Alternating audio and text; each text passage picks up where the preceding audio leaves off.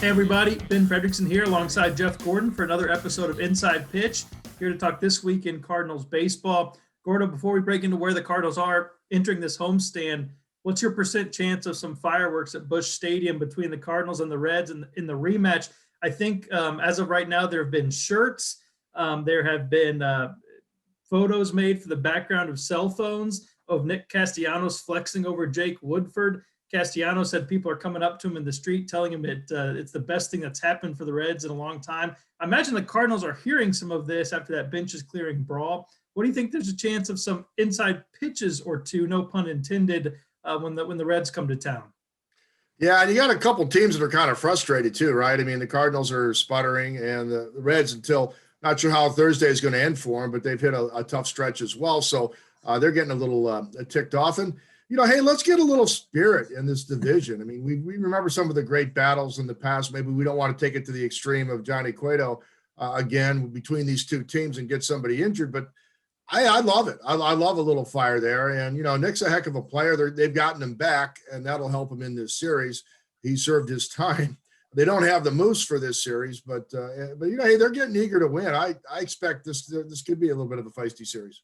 A little bad blood that never hurt anybody. Good news for the Cardinals. They're starting to get some traction on their starting pitching, but then the offense goes away on them, or the bullpen, which has been pretty good, drops out here. Let's start with the offense, Gordo. Tyler O'Neill looks like he could be back, which is going to create the question, does he play right away? Do the Cardinals stick with Justin Williams? Do they move Tommy Edman back to second base, sit Matt Carpenter on the bench? He hasn't been hitting.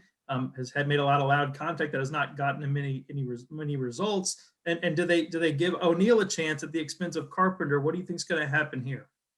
Well, they got to give Tyler O'Neill some run. I mean, they've made that commitment all along. They want to look at these guys. Justin Williams is getting the look, and I think, except for that odd throw and a few other odd plays on the bases or in the outfield, he's showing some promise from especially hitting that side of the plate. So, O'Neill's a good defensive player. He's going to upgrade your defense, your fielding in the outfield. So, you got to give him some run. You got to find out what you have there. I mean, you're not going to be able to make meaningful roster additions for a while from other teams, and your minor league teams still haven't started playing. So you don't have a lot of external options, whether it's another team in the majors or internally from your organization. So play the guy, find out what's happening.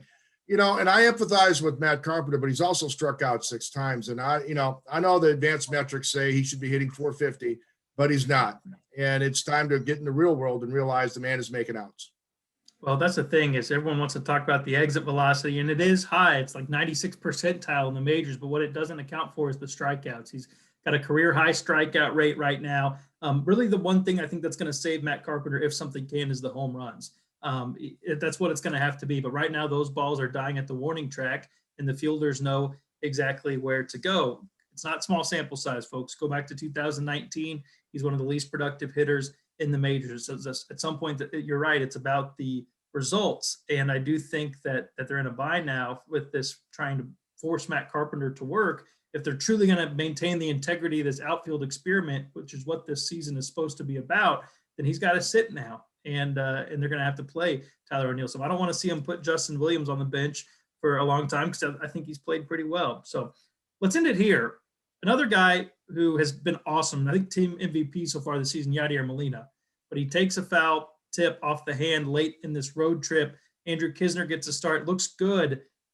Do you think they can use Knizner more effectively besides just sitting behind Yadier Molina, who's continuing to play all the time as we expect Yadier Molina to do?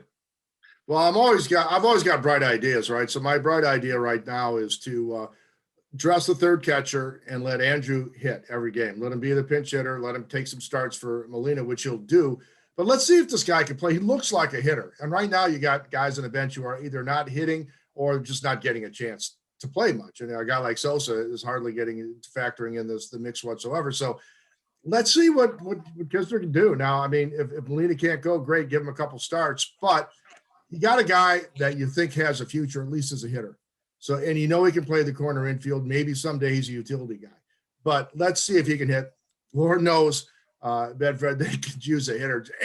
Somebody get a hit, and in a key situation. So that's my bright idea. Let's see if they listen. And let's see if we get some fireworks between these two teams. Something to fire things up a little bit. They're both hovering around 500 or worse. They could use a little. They use a little spark. So we'll see if it happens this weekend. We'll have coverage from the ballpark at stltoday.com. We'll be back next week for another episode of Inside Pitch. For Jeff Gordon, I'm Ben Frederickson. Have a good weekend, everybody.